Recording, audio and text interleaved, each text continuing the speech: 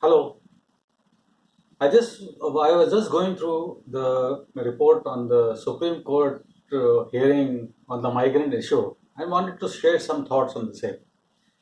If anyone who knows me on Twitter remembers, on the day of the lockdown, I was, I think, one of the very few amongst all basically in the right wing or left wing or whatever, who had made this point on the migrant issue that doing this without any issue of without any condition on the migrants, this is going to be trouble. And as happened in the very first week, trouble started on the migrant issue because ultimately it is human nature. When there is a tragedy, people want to go home, wherever their home is. Migrants fall under different categories. You can call me a migrant to Maharashtra. I have been staying my whole life in Maharashtra for 52 years. But do I feel like a migrant? No. I am a resident of Maharashtra. I am a Maharashtrian. My whole family belongs to Maharashtra.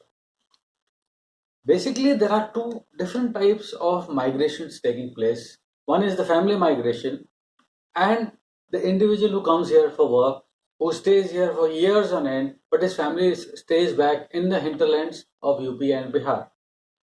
The major issue has been with these single migrants who have migrated to the cities and who want to go back home as there is absolutely no work left for them. They really don't want any doles. They just want to go home.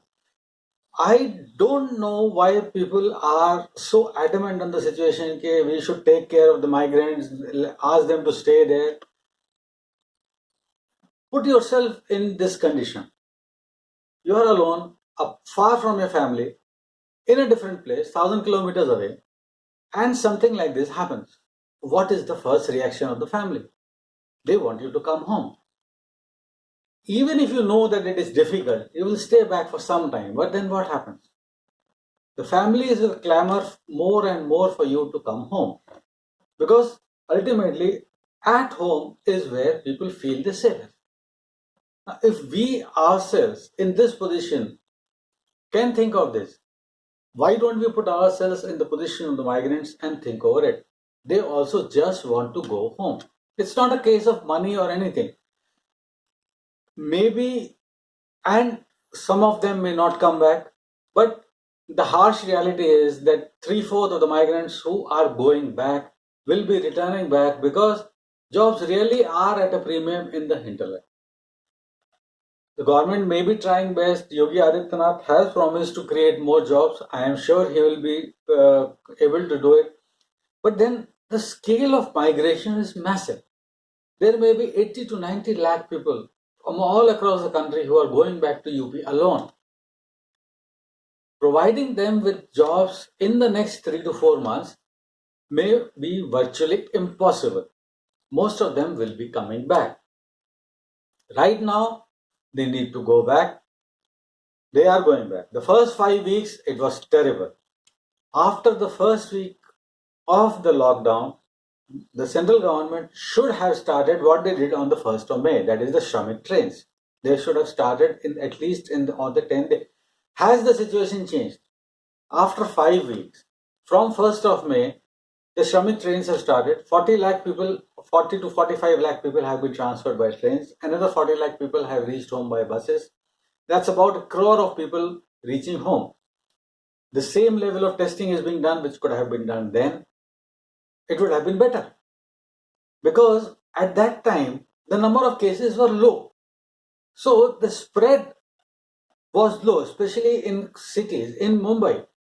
If you remember, by the 1st of April, we still had cases in the hundreds, not like 30,000 now.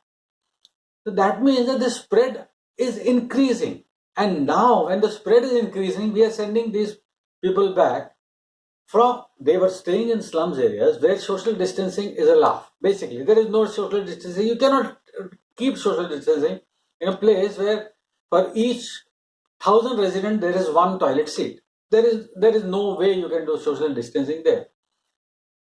If at that time it would have been allowed, it would have been better. I suppose this migration that is taking place in the last 4 weeks and may happen for the next 2 to 3, 4 more weeks, maybe up till the end of June, will harbinger some troubles for the hinterland, especially UP, Bihar, Jharkhand, where most of the migrants come from. It could have been avoided. This thing could have been shortened. This time could have been shortened. Unfortunately, it was not done. But right now, the central government has taken it as a mission, and it is wonderful to see that they are doing things. Most of the states are on board. Some states like Maharashtra are suffering from governance deficit. There is an issue. There are some issues in Gujarat, but most of the issues are from Maharashtra. Most of the visuals are coming from Maharashtra and Punjab. The labor migration started in earnest from Punjab and Haryana. I think it was due to the fact that the cutting of the grains had been done. The people were free and they were at a loose end, and nobody thought of them. They just started walking. And once people started walking, people from the other states also decided to walk home. It was a tragedy waiting to happen, happened. Thankfully, there was not too much damage. There is a damage to the psyche, but then, you know, it is very harsh. It may sound very problematic, but the poor in India are so much as usually psyched out that this is just another of the tragedies which they will take in their stride, go home, and come back again. There is not much that is going to change in the country on this. Hopefully, by the end of June, the peak would have been reached and the migrants would have reached home. How the states who are at the moment sending their population of migrant back to the states going to start their industries and their businesses without the migrants, that these states will have to check. Some thoughts, maybe next time, some more. Bye for now.